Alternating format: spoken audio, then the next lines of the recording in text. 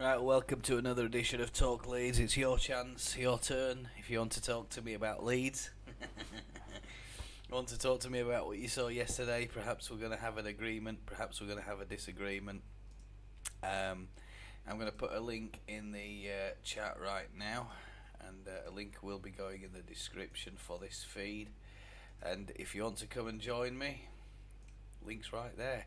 Perhaps you are a little bit disillusioned, perhaps you're fed up, perhaps you're feeling a bit miffed today about what we saw yesterday at Elland Road, and I personally am. I think I think we got it completely wrong with the tactics. We tried too hard, too late in the game, and we allowed Jamie Vardy to come on and literally give us a lesson on finishing with one disallowed goal and another fine effort in the dying minutes of that game, 80th minute plus, and we get to the final last few kicks of the game, and we managed to fluff two chances, most notably Patrick Bamford at that far post. I mean, what is he doing there? I honestly don't know.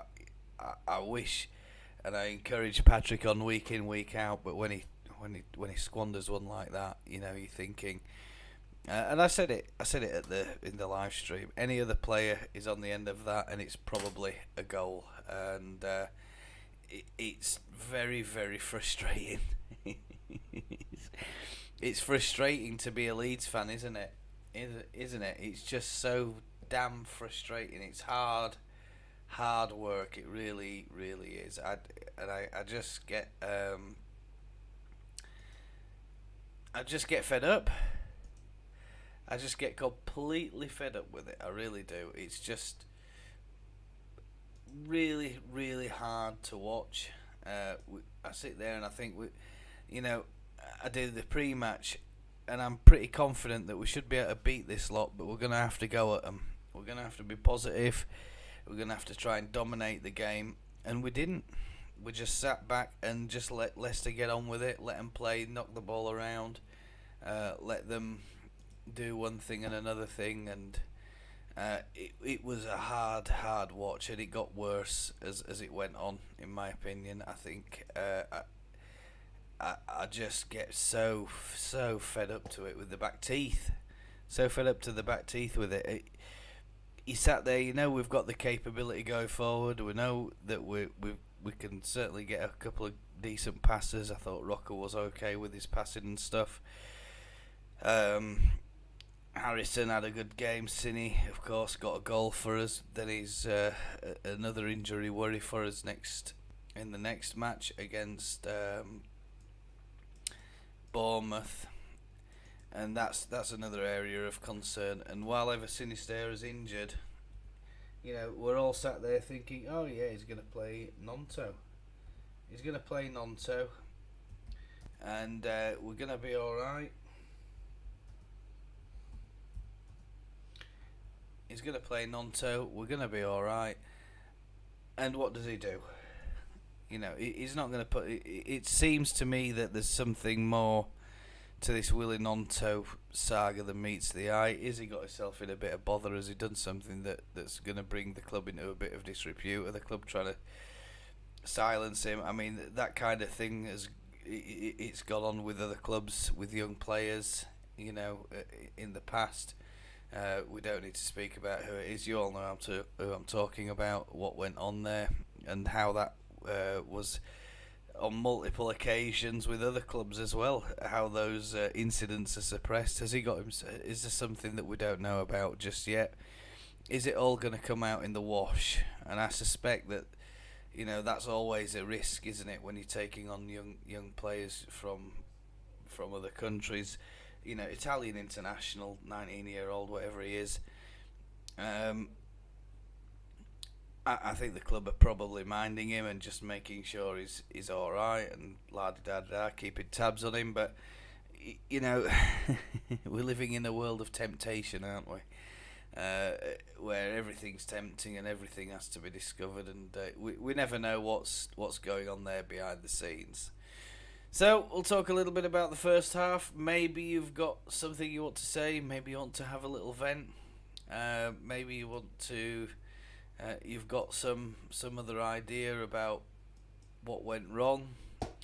Uh, I think that in that first half, like I say, I remember doing the live stream, and apologies. I do try, or I am trying to make some YouTube shorts about it, but unfortunately, YouTube isn't letting me do that at the moment. And I think it's because in the right before the game, we had a look at a couple of videos, players coming out onto Ellen Road, etc. And I think that's probably the reason we're not able to do shorts today. It's a bit of a bummer actually, because I'm hoping that those shorts are going to somehow grow the channel and reach the fans, but at the minute that's certainly not the case. So I think what we could do is probably watch a little bit about what I said. And I think when I look back at that game, it's just so frustrating, isn't it? So frustrating where we're sat there and it just gets really bad, doesn't it? Everybody's paying the money, everybody's doing this, that, and the other. And here's what I have to say about this.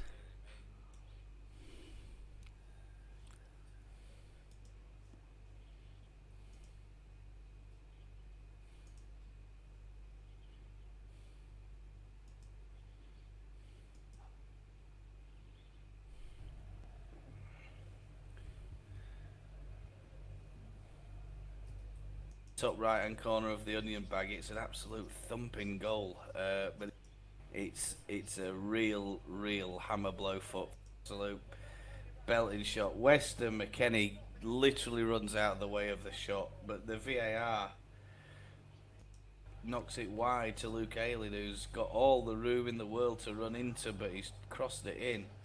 Luke Ayling, but Patrick Bamford can't get to it. He had plenty of chance there to carry the ball forward, Luke Ayling, because there was nobody in the Leicester left back position, and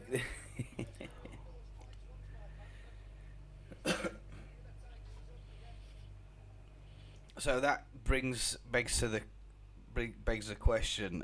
You might recall that moment. It was just before Leicester scored a goal, and Luke Ayling's on the right hand side. There's literally nobody in front of him. All he has to do is go and exploit the space and make Leicester chase back. But instead, he plays this long ball over to Patrick Bamford. Then Bamford's got no chance of getting it. I believe it's just a minute or two before that goal goes in.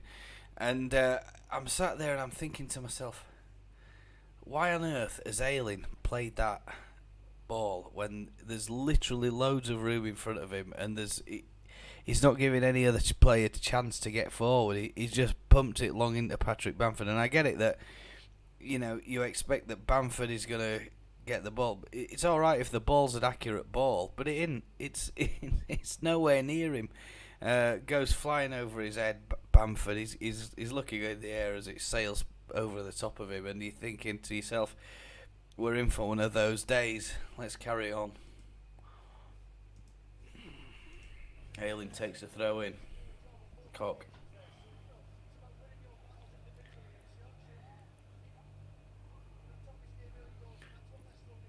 And there's a ball fired forward. I think it's Liam Cooper out to Junior Firpo, who's high up the park on the left hand side.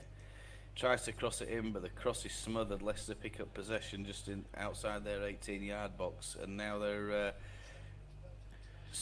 starting to counter-attack. They need to let Iniacho go offside here, but Leicester continue to hold the ball.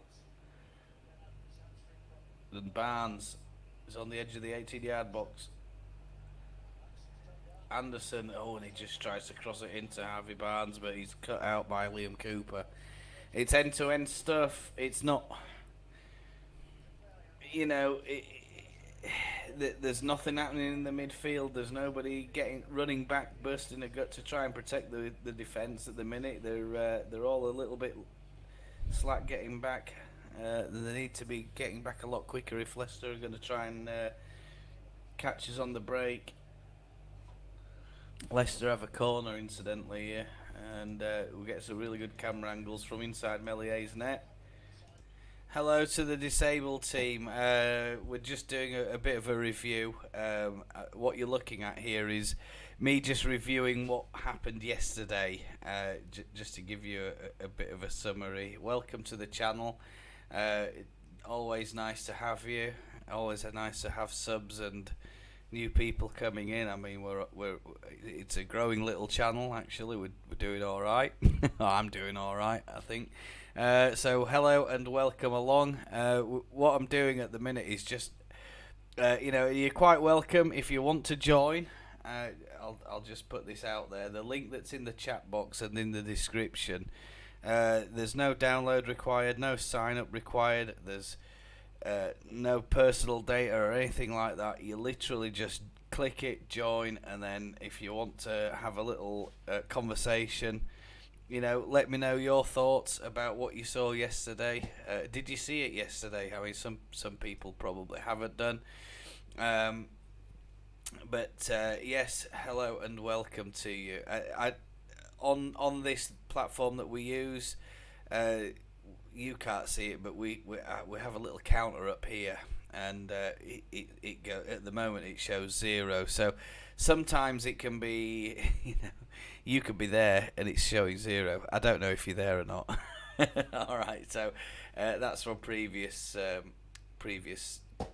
history, if you like, that we've had people coming in and chatting and stuff like that.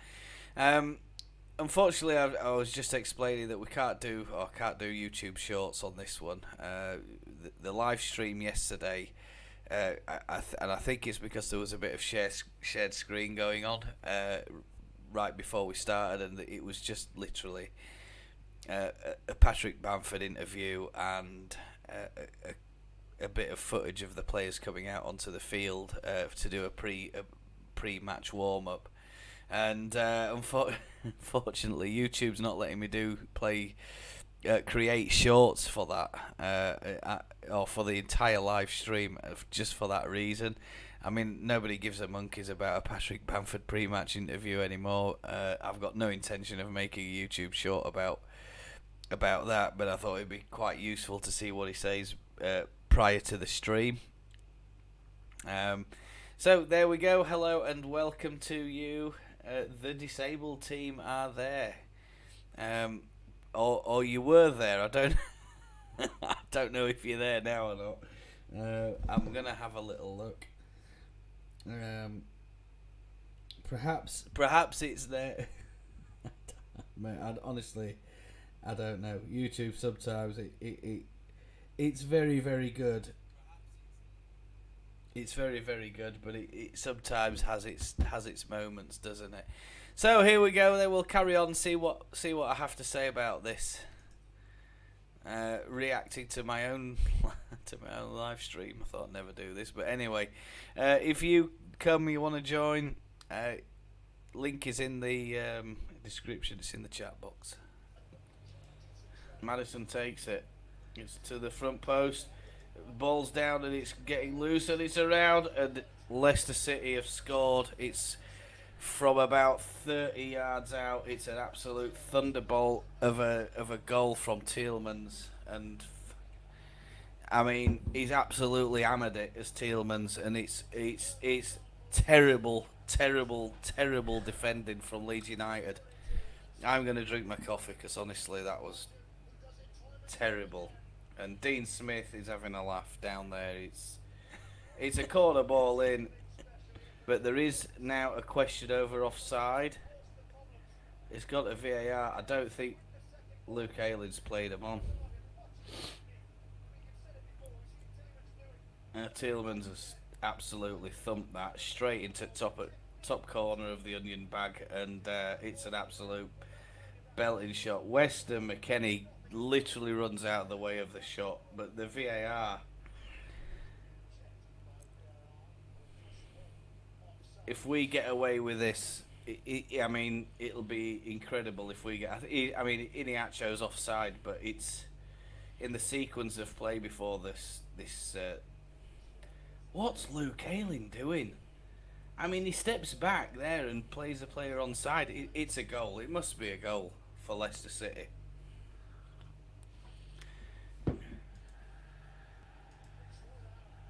I think it's fair to say at this point, I've given up,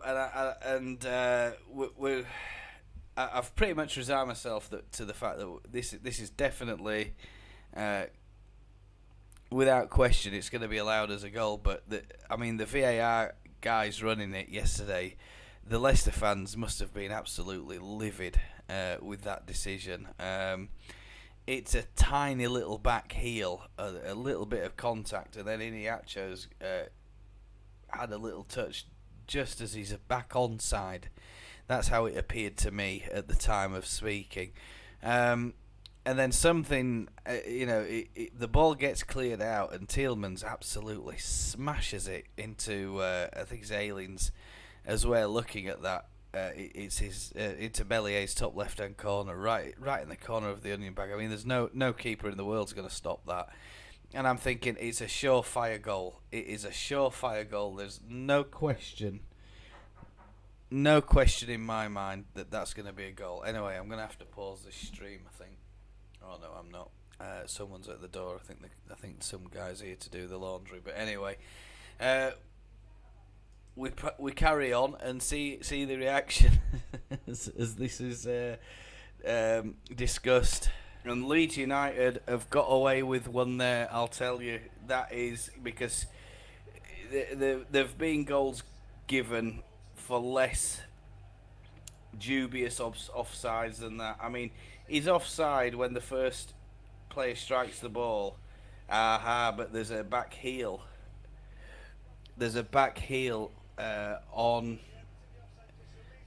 from Barnes, and it touches Iniacho, and as Iniacho's coming back onside, he's offside, and Leeds have got away with one there. I'll tell you, a wake-up call for Leeds United. It's still 0-0, and I honestly think should have been allowed, and I think the Leicester fans, they're going to be well within their right to be very, very upset with that particular decision from VAR. They're going to feel hard done by, especially if Leeds go on and win this match now. It's a real hammer blow for them, I think. An absolutely outstanding goal and from Tielemans. Jack Harrison picks it up. VAR to the rescue. Deary me. Deary me. God, I don't know. He's coming round the back. It's Coops that's playing him off onside anyway. It's a foul throwing from Luke Ayling. He just needs to be careful with that. And the ball's given away, and Leicester are breaking forward. And Liam Cooper has just made a critical block for Leeds, and it just, I don't know. What are they doing? This is terrible. Is this? You'll recall in that first 20 minutes there that it was a shocking watch, wasn't it? It was a really, really hard watch. I'm sat there thinking, it's like watching Crystal Palace all over again. If they decide that they're going to turn it on and really have a go at us here, we could get absolutely mullered. And another beating is on the cards. The way Leicester were knocking it about, and the way that we were just, we were dropping off so deep. And our final third, you look at the stats. Go back there and have a look at the stats. Go back and have a look at just how that hello disabled team again. Hello, welcome back. I was sat there thinking to myself, we need to get a grip here, because right now we're looking like we could be on the end of a hiding. that Tielemans goal, and I thought that they were going to allow that. There were no question in my mind. VAR going to throw that straight out. It's not. It's so marginal. He's coming back onside. Is Iniacho, but I think there's a slight touch, and that's what's swayed them. That it's an offside. But by the time Tielemans strikes the ball, he's onside. I think. I mean, if I remember rightly, I can't obviously copyright reasons can't put that on here. But I mean, I could certainly go and view it. But I was sat there thinking to myself, how the hell have we got away with that? Because in the Premier League, we know that other teams have had goals allowed for far less dubious decisions, and we're carrying on. Carrying on, ridiculous. And Harvey Barnes is just literally, I mean, he's coming round the back. It's Coops that's playing him off onside anyway. He needs to be a bit more careful with that and make sure that the rest of the back line know when to be playing onside and when not to be playing offside. Should I say? I mean, when it's 2:00 in the morning and I'm sat there watching this, I do mix up my words a little bit, and I'm trying to hammer some coffee down to try and keep me alert and stuff. But it seemed to me that at times there's just no communication. You've got Cooper and Koch, right, we're going to play offside. Then we've got Alien, is in no man's land. Firpo hasn't got a clue what's going on. And it's about communication, and it's so important. We could have just sat there and played offside so many times during that match, and I was looking at it again, and I'm thinking, literally, there's nobody talking to anybody. There's nobody talking to anybody in that game. Why aren't we playing offside? Are we playing offside or aren't we? Are we going to challenge for every ball and try and drop deep and get so deep that we'll invite Leicester into the 18-yard box and we'll paint the grass blue for them if they want, or have that target flag put up behind the net for them at the Kop end because they've been having problems getting goals, haven't they? Dearie me. I mean, the answers for Leicester seem simple. Just throw Jamie Vardy on, get him playing off the shoulder of whoever it is, Cooper or Koch. He'll get him into the somewhere near 18-yard box. He'll get you a goal, no problem. That's pretty much what they've said, isn't it? It's the lack of communication. I think that's a major problem in that back line, isn't it, for us? Shocking. McKennie, nice little interception. And it's Jack Harrison down the left-hand side. Turns his player. Lovely cross in, but is there a little foul there on Sinistera? I don't know. He tries to turn and get the ball, but I think he kind of slips. There's another camera angle coming in here.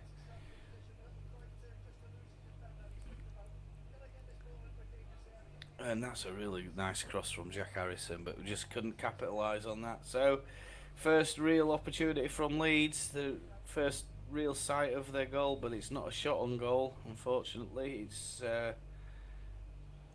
and that's bad. Iniacho against Cooper, and Maddison coming in at the back post, and he just can't make a connection to it, and it's gone out, I think, for a goal kick. There is a question, I think, that Meslier might have touched that ball and got Leicester after a corner. Oh no. Yeah, clearly it's I think it's a goal kick, and Meslier gets it, and another warning for Leeds United. It's a really, really poor start, in my opinion. Is this Harrison? Rodrigo plays a little ball into Ailing. Ailing crosses it in, but I think it's gone over the touch line, and it's gone behind for a Leicester goal kick. Not a good start from Leeds.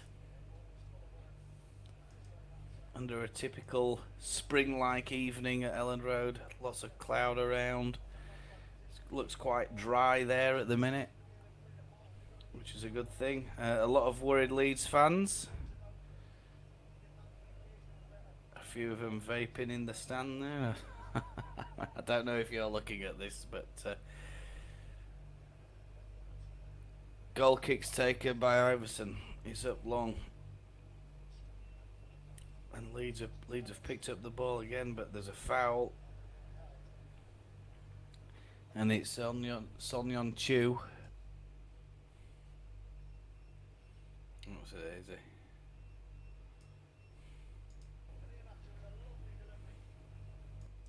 The Leeds players are all piling into the edge of the 18-yard box of Leicester. Ayling. That's another bad ball. He's giving it away again, Luke Ayling. And this is something that's been mentioned in previous games. How many times Luke Ayling fails to complete passes. Harrison's got a bit of room. Plays a little ball into the back post, and it's a goal for Leeds United. And it's Lewis Sinisterra at the back post with a header for Leeds. Get in. It's against the run of play. And Leicester City will be, disappointed because they've had the best opening, or the best part of the opening 20 minutes, and in the first foray that Leeds have had forward, that's posed any real threat to them. It's a really lovely ball from Jack Harrison. He just cuts inside. And it's a lovely cross into the back post. Into Sinisterra, and Leeds have identified, I think, there that Christensen. It sounds like Leicester have got a player called Christensen, who's not very good at left back for Leicester. It sounds familiar, doesn't it? And it's an opening goal from Lewis Sinisterra, and Sinisterra gets his head on it, and it's a lovely little header back across the face of goal, back across the keeper, and the fans there behind Gracia are going absolutely wild, and it, like everybody else is, and it's a good lead for Leeds. It's against the run of play. It's debatable whether that VAR goal should have stood, but it'll all be known at the end of the in 70 minutes time, I think, won't it? McKennie on the left hand side plays a little ball to Judy Firpo, who's headed to.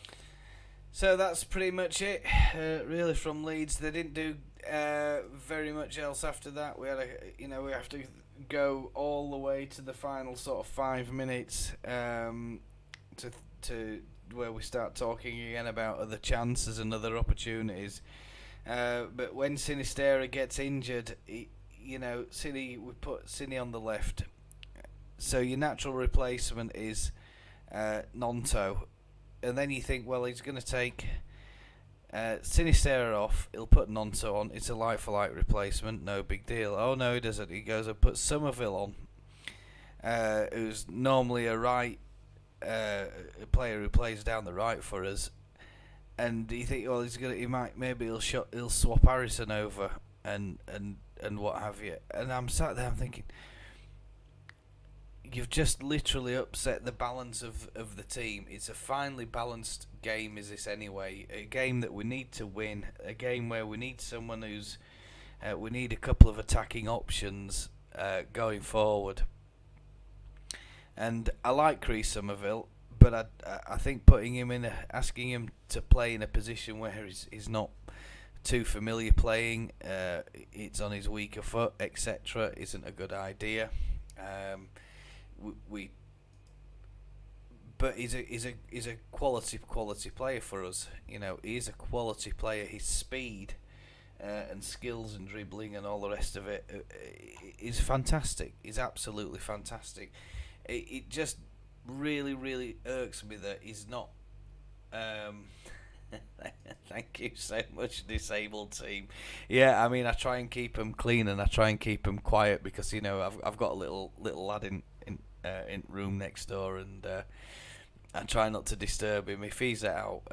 I mean, yeah, and I could go full throttle then with the celebrations. But being a Leeds fan, as you know, there's not a lot to celebrate right now. It's looking pretty grim for us. I said at the time, you know, in the match preview video that I'd made, I said, you know, we need to literally go after this lot, high press them for large amounts of the game, and really try and hurt them, you know, before half time. And we suddenly get this goal, we're 1-up, and you think, right, okay, we can now push on now, and they're going to have a bit of a loss of confidence. They've had one disallowed by VAR. They might collapse here if we have a go at them. He has the chance to put some Gnonto on, and he doesn't. He puts Somerville on, plays him in an unfamiliar position, and you're thinking to yourself, why on earth has he done that? You know, he'll literally put anybody else on the pitch than Gnonto at the moment, Gracia, and I honestly, it just beggars belief. It really does. I just don't understand. You tell me. I mean, you might agree, you might disagree, but a lot of the fan base are going absolutely berserk about why his refusal, what appears to now be a club-wide refusal to play Gnonto and to get Gnonto on the pitch, and are we risking him? You know, he's nearly 20 years old, etc. He should be out there playing for us. The guy wants to play. I have a guy comes into my live streams. He's a regular bandy from Oski. You might see him. He goes around a lot of Leeds channels, and you know, the boy wants to work. The boy can work. We must let the boy do the work, and you'll see that YouTube short coming up on if ever you watch YouTube shorts. I make quite a few of them when I get the chance, and at the moment I'm not being given the chance to convert any of this live stream into any YouTube shorts. It's crazy.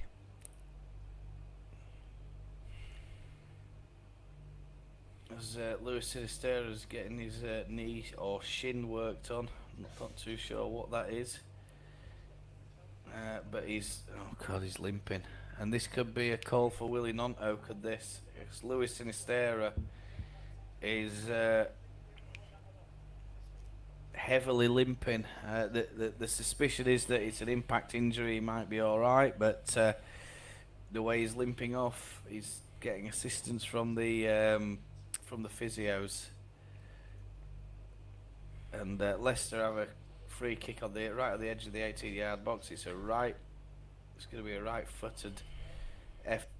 Yeah. So at the moment is just to put this into a little bit more context, that Sinisterra's gone down.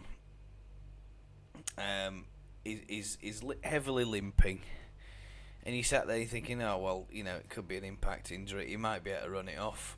We don't know, do we? So they say, right, well, we'll give him another 5 minutes. I mean, how bad is it, and what is it that's gone? Is it a shin injury? Is it a knee injury?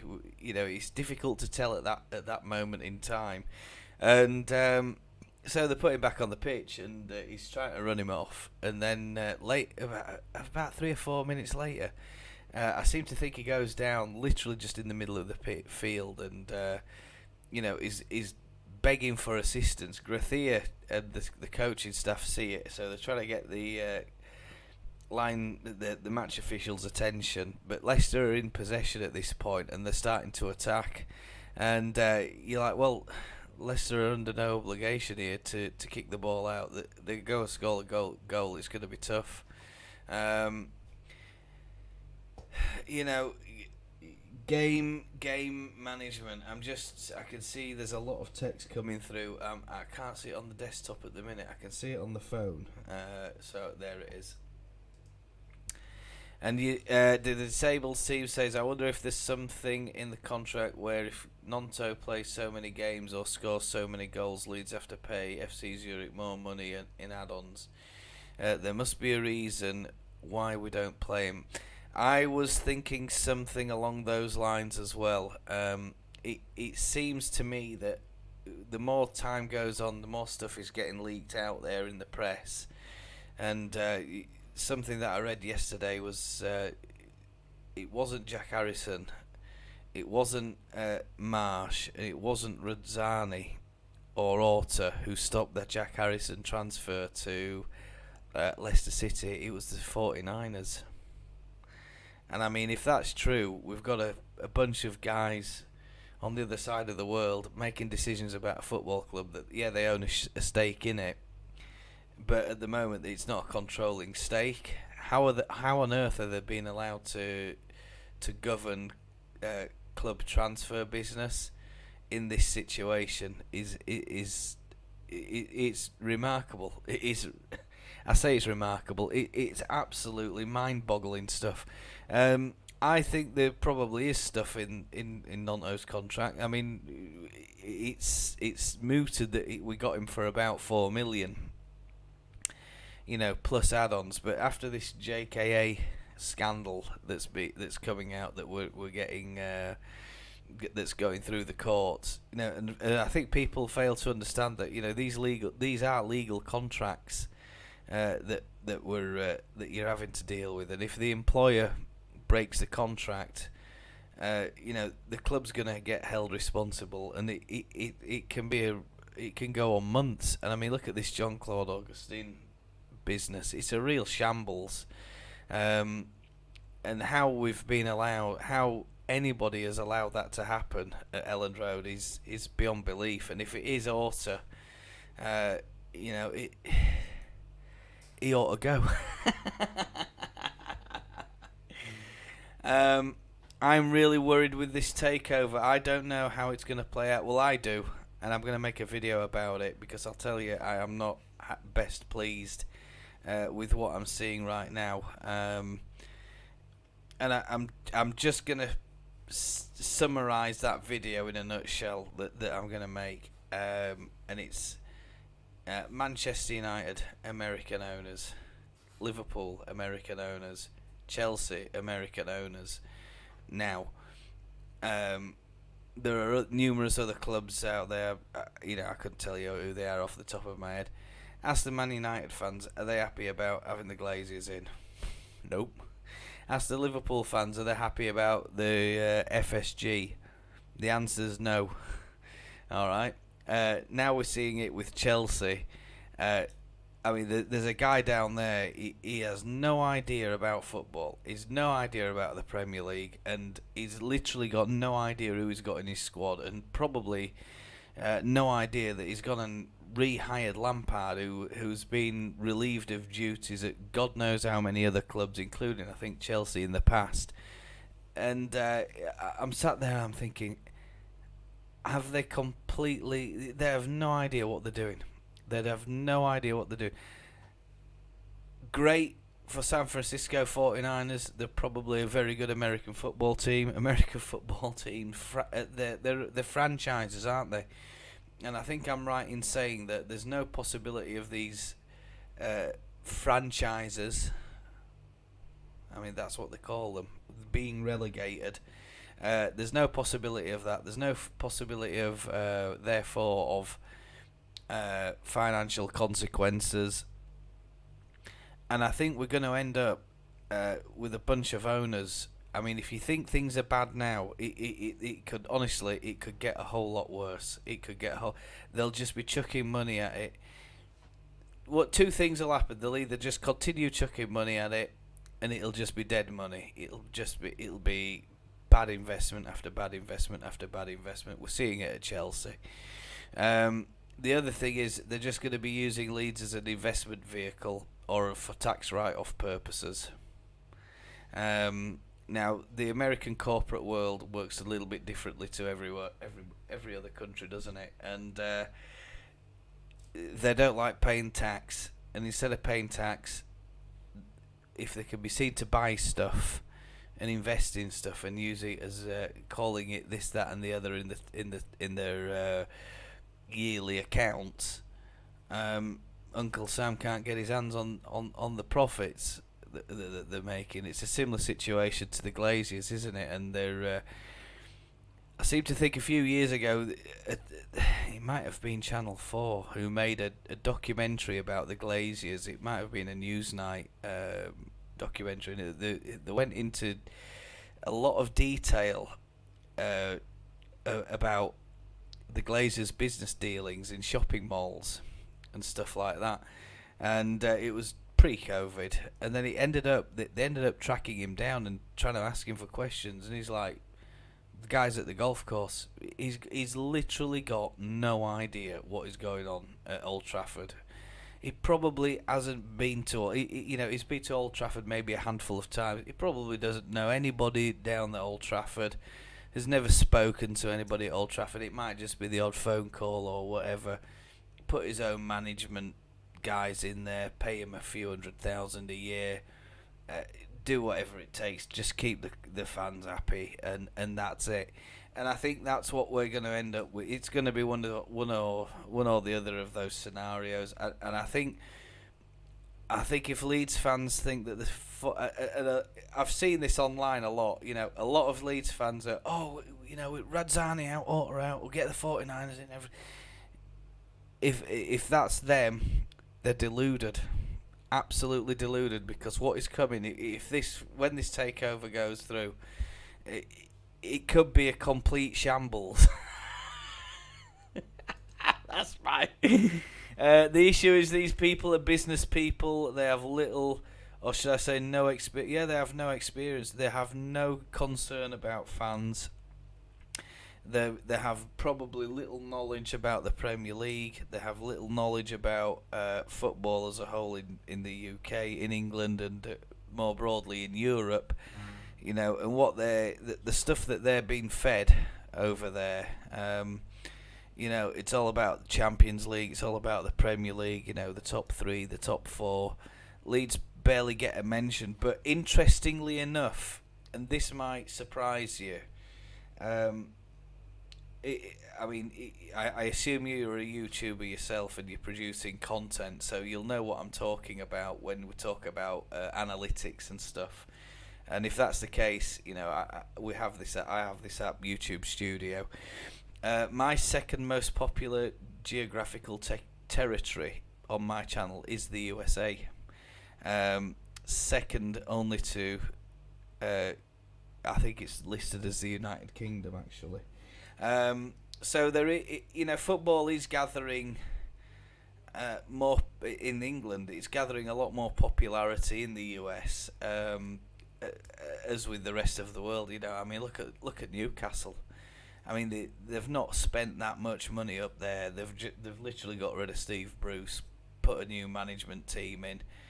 They've got, I don't know much about her. I think Staveley, is it? Girl Karen Staveley. And she's made, but you see, is that about developing Newcastle United Football Club? Is that about progressing Newcastle United Football Club, or is it just an investment vehicle that's going to provide returns every year, in the absence of oil revenues in the future in Saudi Arabia? And that's, Saudi Arabia's economy is turning. It's becoming less oil hungry, and you just look at the money that they're pumping into tourism in Saudi Arabia. It is eye-watering amounts of money. It is just phenomenal how much the royal family in Saudi Arabia are putting into the Premier League. And there's talk of them trying to get their hands on Manchester United, trying to get Liverpool as well. Massive business concerns, and football clubs are not treated like football clubs anymore. They're not clubs. They're not about the people. They're not about the fans. And when Ronaldo got to the end of his tether at Old Trafford, I thought, good on him, because he's actually what he's done is he's forced the sale, or he's trying to force that sale through. That the fans have wanted him out, but the Glaziers are going to cash in big time on that. But you see, the Glaziers, what they're going to do now? Well, they'll be looking for the next investment opportunity, quote unquote. How do they turn $4 billion into $8 billion? not many good opportunities out there to do that real quick in the amount of time that they've owned Man United. You know, they've done very, very well, or they will do. They are set to do very, very well out of that. Anyway,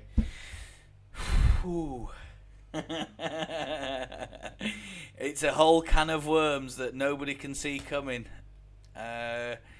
It's the same with our channel. I have American friends who have met through our channel. Oh, right, okay. And they said that in America they only show Premier League and cup matches. There's no Championship football. American football fans, if any of you watch this, you know, our country's football is structured. It's called a pyramid system, where we have the Premier League at the top, then it's the Championship. Below that, then I don't know what do they call it these days, second division. I mean, we played Accrington Stanley from that, didn't we? And then I think there's a third division. All those 4 divisions are professional divisions. That means they're full-time footballers. After that, it then gets divided up into the counties or the regions. So, I mean, I'll show you my local football club. I mean, this is where I spent a lot of my. I never play. I did play for him when I was a lad, but you know, I got clobbered and I had weak ankles and all this sort of thing. So I never really pursued football in my mid-late teens, which is when really, I mean, a lot of players have been picked up by then and sent off to private boarding schools and all that sort of thing. But I'll just show you what it is. And then, if anybody does come in, they'll know what I was. So the idea is that you can get relegated to the division below if you're not good enough. You can get promoted if you win that division. Okay, so you're going up and down. You can go up and down those divisions. Each time you step down the division, there's less money. All right, so there's less money in those divisions. If Leeds get relegated, as we're talking about at the minute, there's going to be a parachute payment, and that might happen over a year, 2 years, 3 years. We don't really know too much about what the accounting side of it is and how much Leeds are going to lose out on. But let's be rest assured, it'll be a lot less than what they get in the Premier League, I think, over the same time. You know, our club there is I don't know if I'm showing it. You might want to feature your club as well, because our club has like little sportsman's dinners and stuff, and they recently had one with Paddy Kenny, and they said that, you know, they're always doing those kinds of things, and I'll put it on there because it's always worth a mention. I mean, they have a YouTube channel. They don't do very much with it. I don't have much to do with it because at the minute I'm working overseas. So you know, really good little club, and if you want an investment opportunity, you know, Stills and AFC is always open to if there's some American businessman out there who wants to be the next Ryan Reynolds. And Ryan Reynolds is, of course, he's the social media star, movie star, whatever you want to call him. He's doing very well down there at Wrexham by the sound of it. So his idea is that Wrexham is going to become next year a professional football club. All right, they're semi-pros now, so some of those players will have part-time jobs. Some of them might not have part-time jobs, but then, you know, Ryan Reynolds has got that much money. He's like signing, you know, what did he do? Sign Ben Foster, put him on like, give all the players a huge increase. He's got them on like 3,000-4,000 quid a week or something like that. That's a huge amount of money for a tiny little team like that. Wrexham could no way afford that unless they're getting big backers, big money in there, and they've got big money now. So compared to every other team in that division, he's not going to miss that kind of money in Ryan Reynolds. He's made a few million over his career, hasn't he? So, but it is what it is. Oh, you're in Bradford. All right, yeah. I'm you know, Silsden. I'm from Silsden originally, but I'm in Indonesia at the minute. So I teach English. So I started this channel. Well, I could talk a lot about that a lot later, but it depends what you. I'll try and stick to the channel content, the title content, because honestly, dearie me.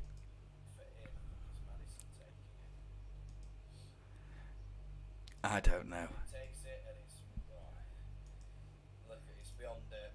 Post, and none of the Leicester players were ready for it. Maddison takes it quickly, shortly after the referee's whistle, and that's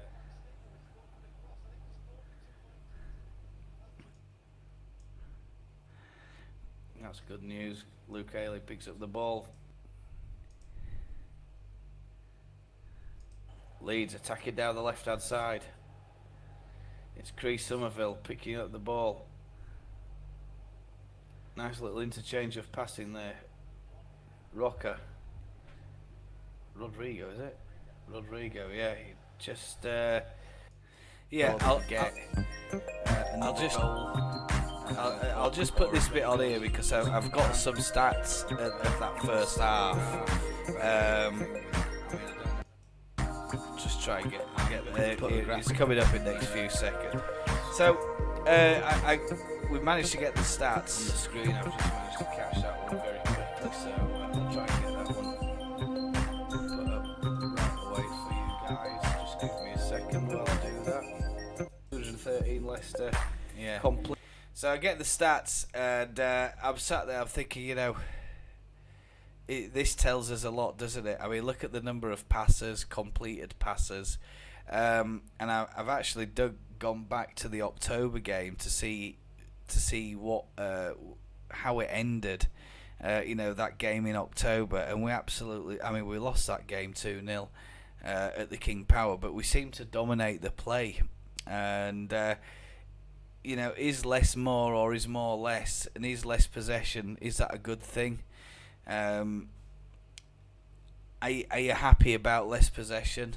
Are you happy about seeing Leeds dropping off and just trying to counter-attack other teams? Because other teams are going to get wise. They're going to be wise to it by now. They're going to know what we're about, and they're going to formulate plans to try and stop us springing counter-attacks. Only 119, 156 Leicester, so cleared it with a header.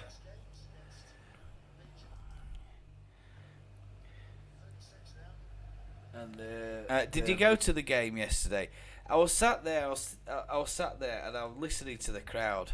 We will have to come on your channel when we're available. Yeah, definitely, come.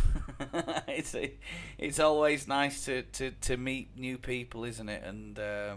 And talk and when you've got some shared interests and stuff like that. I'll go in and have a look at your channel later on. If you want to drop a link into chat, that'll just make it a bit easier for us to find it. Because you know how it is on YouTube. You might have other channels with similar names and stuff. Can't possibly have been a handball. I mean, it's literally just fired straight at Junior Firpo. Go Somerville, Bamford. So it's a last throw of the dice for Dean Smith here. He's going to try and get a goal. Attacking substitutions, I think, and maybe I think this is the moment where he slips again. Brendan Aronson. Yeah, it is.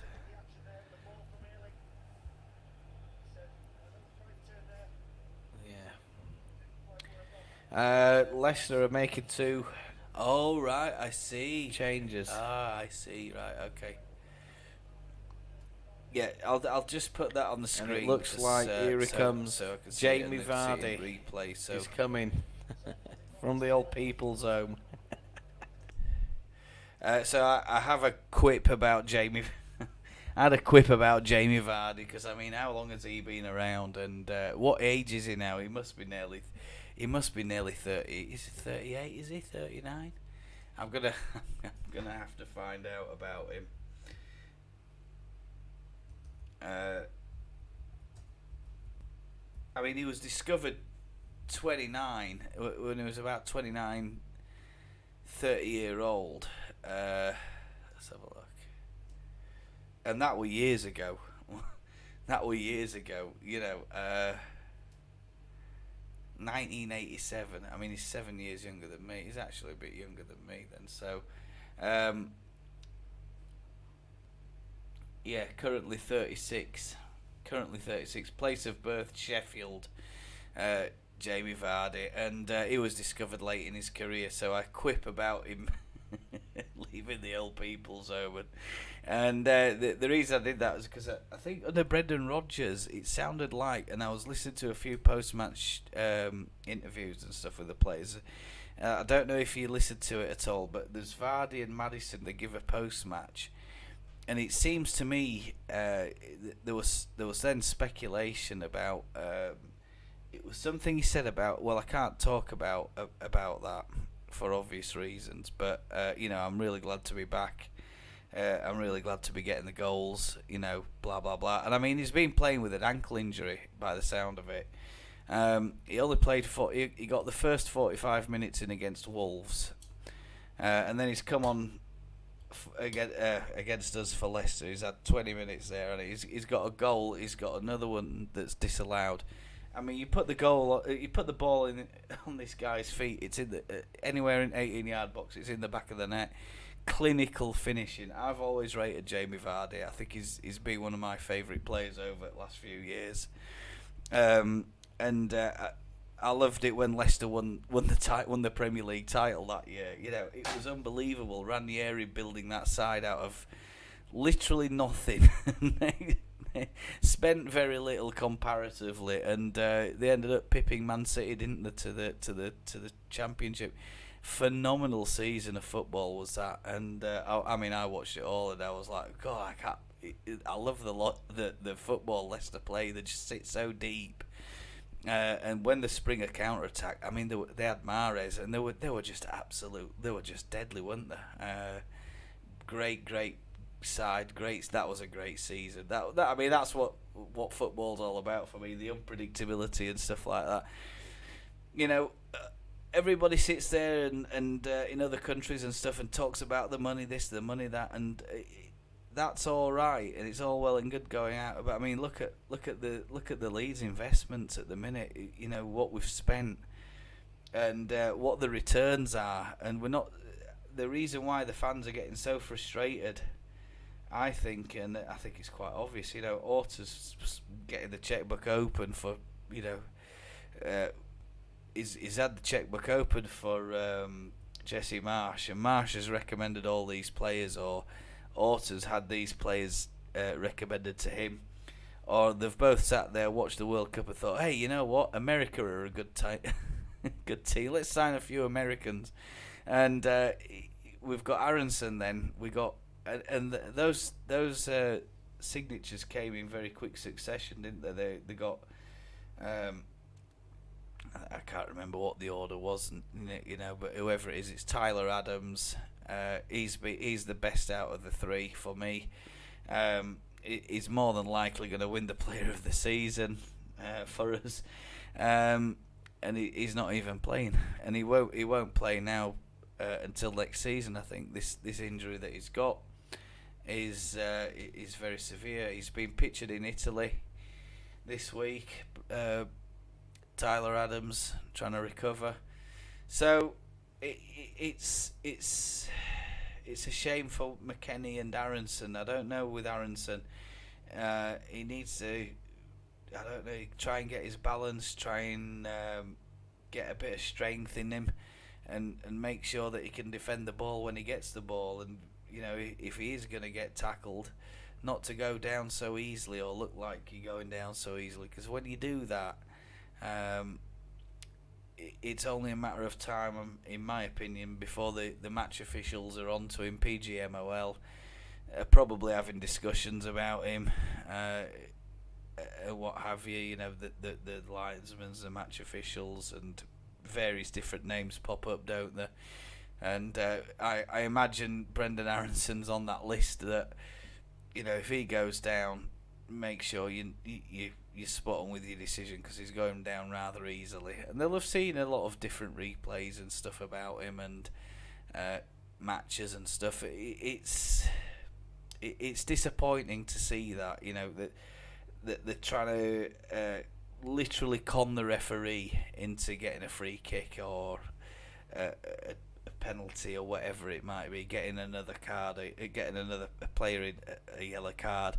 It's unsportsmanly, and he needs to really grow up, I think, Brendan Aronson. So I hope. I mean, he came on, didn't he, during that match, and I'm sat there. I'm like, I don't know. We look better without him than we did with him during that match. And did he start? He didn't start for us, did he? I don't think, did he or not? Maybe I'm wrong. Let me just get the refresher on. There's some stuff I can't remember. It really is. Let's have a look. It was yesterday, wasn't it? So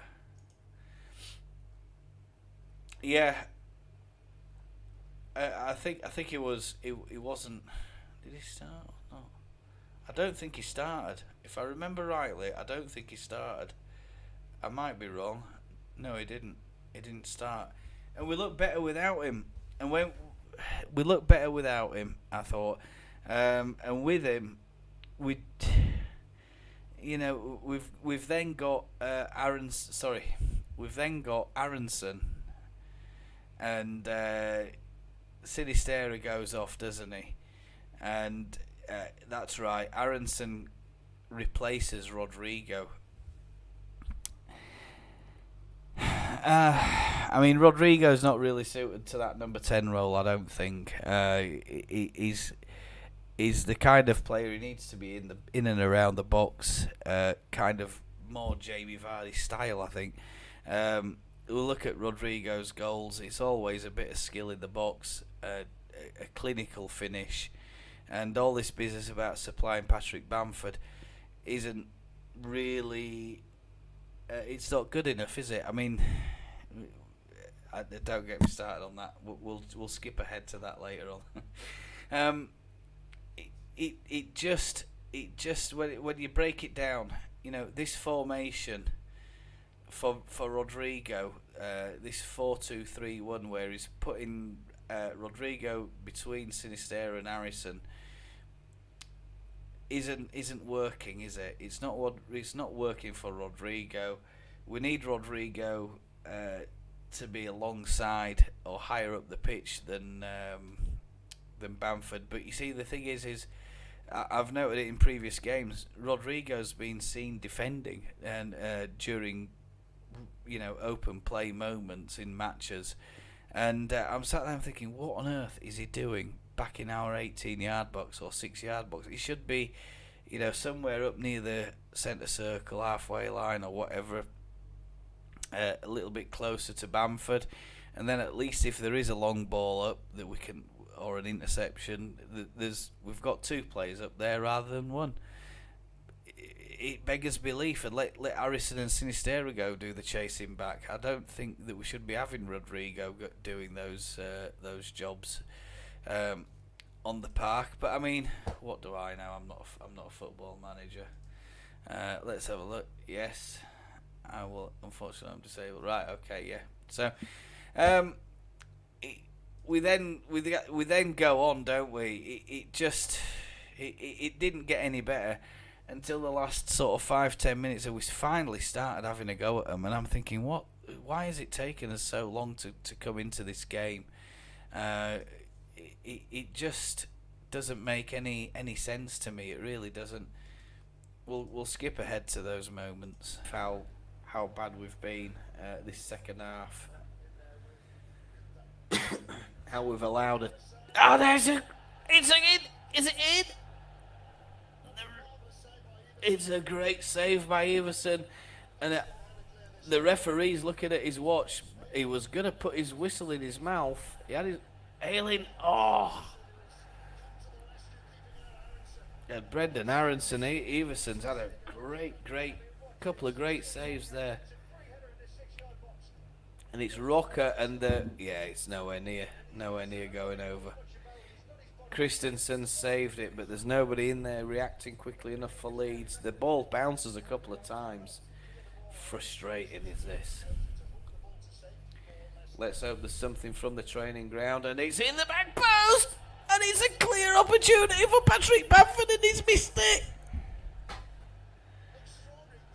How the fucking hell has he missed that? How has he missed it?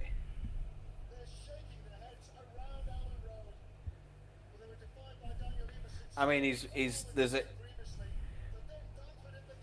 come in, he's literally in the clear. All he has to do is stick it in the back of the net, and he's fluffed his lines, and he's gone wide. I mean, Gracia is even holding his. I mean, honestly, I'll try to defend Gracia, but at the minute, you know, it's there clear for everybody to see that we've got a far superior player on the bench who's just not being utilised, not being used.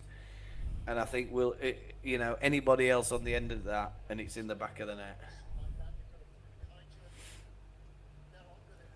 Instead, it's come to Patrick Bamford's weaker right foot, and he's dragged it wide. I mean, fucking hell. Come on, Leeds. 5 minutes of added time left. 90 minutes have just come up on the clock. 90 minutes and 20 seconds, actually. And Mark Rocker is living dangerously against Jamie Vardy. And Leeds need to get a grip. They need to get a grip.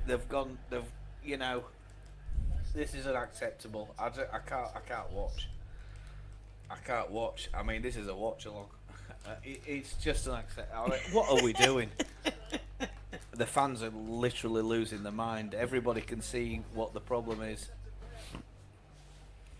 And Brads has played one in, and it's Jamie Vardy. He's going down as Vardy, but he's gone down as well, and there's an offside against him. He'll be fuming about that, will Jamie Vardy? That's it. Just step up and make it obvious. That's all you got to do. Step up, make it obvious. He's offside. Because Vardy isn't tracking back. When we step out, Vardy's not stepping back either. So it's easy to catch Vardy. Easy thing to do with Vardy. Just catch him offside. Simple as that. Maddison coming through the middle. Tries to play a ball out wide, but it's a good job it was intercepted. Fairs. His marauding run. And he's out of position. He's lost possession now to Bamford, but Bamford. And it's another offside against Patrick Bamford, I think. And the Leeds fans are going absolutely crazy here.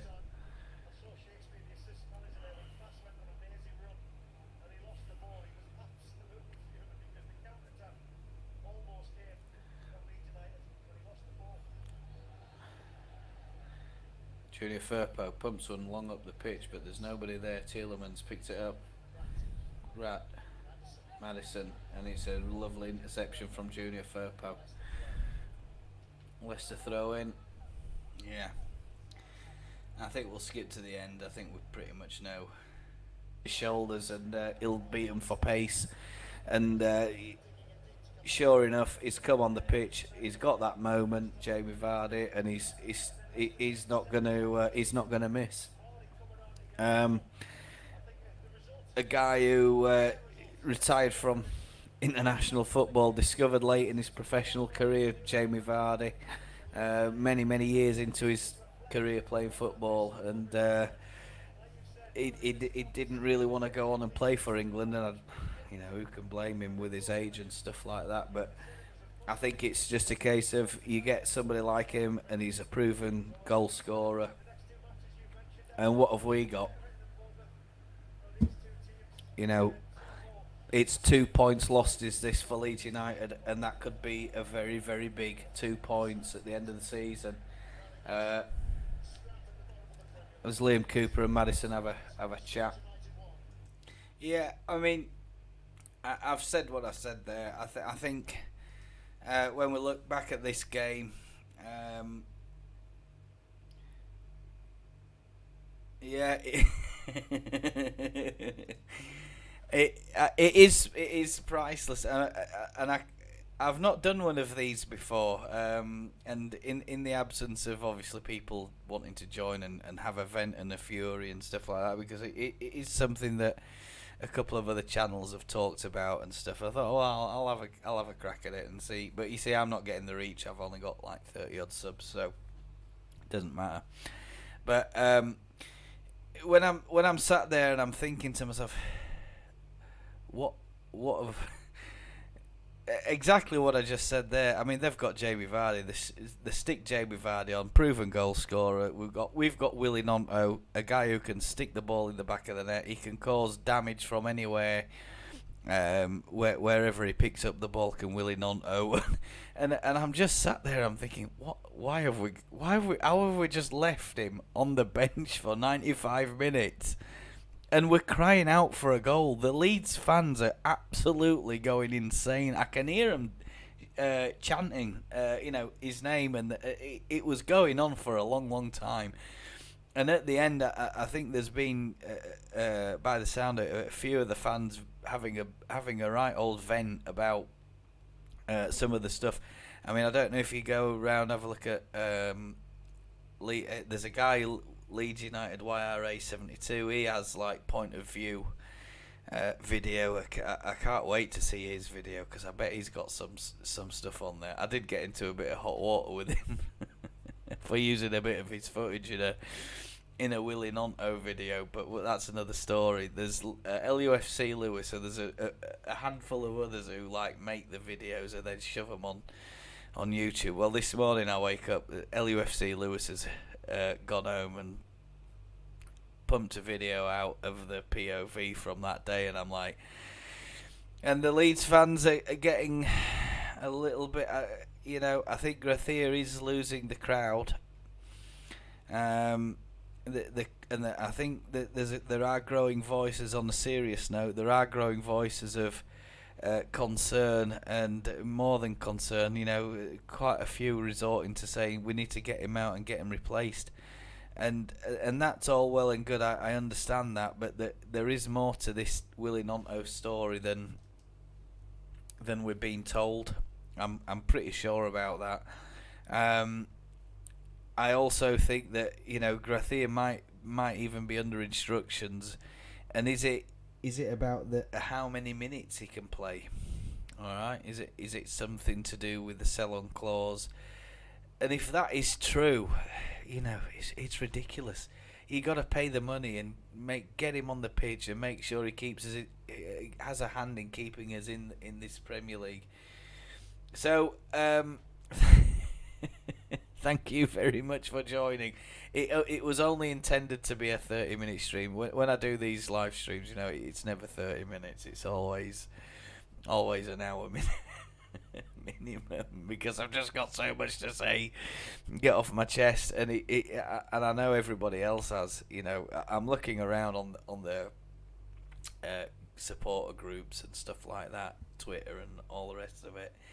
And everybody's literally just losing their mind. Why is Gnonto not getting picked? So I'll make it official. My official line is, someone at the club has to explain to the fans why this guy is not getting picked, because in his opening games for us, he was absolutely he's dynamite. He is absolutely dynamite. That Willie Gnonto reminds me of a Tony Yeboah. Jimmy Floyd Hasselbank type player, stocky, muscly, powerful, can pick up the ball, drive at other players, take them on, beat them, and score some absolutely spectacular goals. I mean, that one he got against Man United, brilliant, absolutely brilliant, and he's just not getting a run out. Why ain't he getting a run out? It beggars belief. There must be something. It's either contract or, the other theory is there's something that's been said at training, or Gnonto's got himself in a bit of bother, and the instructions come from above that you can't play Gnonto. You've just got to shove him on the bench and keep him there until we get him off our hands. So there's something more to this Gnonto story. I'd love it if, if someone knows the story, if you know the story, and you want to leak it, consider me. And of course, your anonymity will be protected. That's to anybody watching. I think honestly, it's beyond belief how Wilfred Gnonto is not getting any minute. Didn't get any minutes against Leicester, a side that, in my opinion, we should have gone after and beaten them. Instead, we let them come to Ellen Road, dominate, sit back, allow Jamie Vardy to come on the pitch out of nowhere. You know, he's not had much football this season. Makes our defence look like a load of old cronies. Goes round them as if they're not even there, and smashes one in. Has another one disallowed for offside as well. I mean, if Vardy had have played the full 90 minutes, it could have been a really bad result for us. I'll put it like that. I would like to see Gnonto up front personally. Yeah, playing up front. He needs to be up front. You know, I think everybody. It kind of reminds me of Chapman and Wallace days, you know. But I don't know with Patrick Bamford.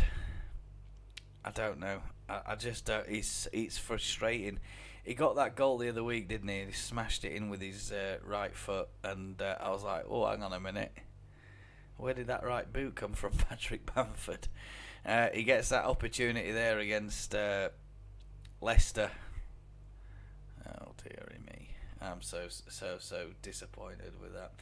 Well, thank you so much for joining Disabled Team. I'm going to leave it there. I don't see moaning on about it is going to be. It's no good. We can't fix the past. We can only go on and hope for the future. But unfortunately, in my opinion, the next fixture is a very, very difficult match. It's going to be Bournemouth, and you know, looking at what Bournemouth did to Tottenham, and they've done it to other big six teams recently, that is not going to be an easy fixture. In fact, I'd expect that we could go there and get beat. To be honest with you, it's on. I think is it Sunday afternoon. Sunday afternoon, isn't it? I'm not expecting anything from Bournemouth. If we go down there and get anything, that's a plus. But the priority has to be we must get wins at home. I mean, if we can do that, we're going to be all right. But this match against Bournemouth, as we know, you know, the Leeds Bournemouth has a lot of history in it, doesn't it? So let's see what happens down there on Sunday. I mean, I keep saying I'm tearing my hair out with this, but I don't have any hair to tear out. Well, thank you so much for joining. It's been nice to chat to you. Let's a Bournemouth preview might be coming up this week. Let's see how we get on, and you know, marching on together and all the rest of it. Let's hope that we can go there and do something. Take care of yourself. All the best. And I'll you know, go and into your channel and have a good look round. Take care now. Bye bye.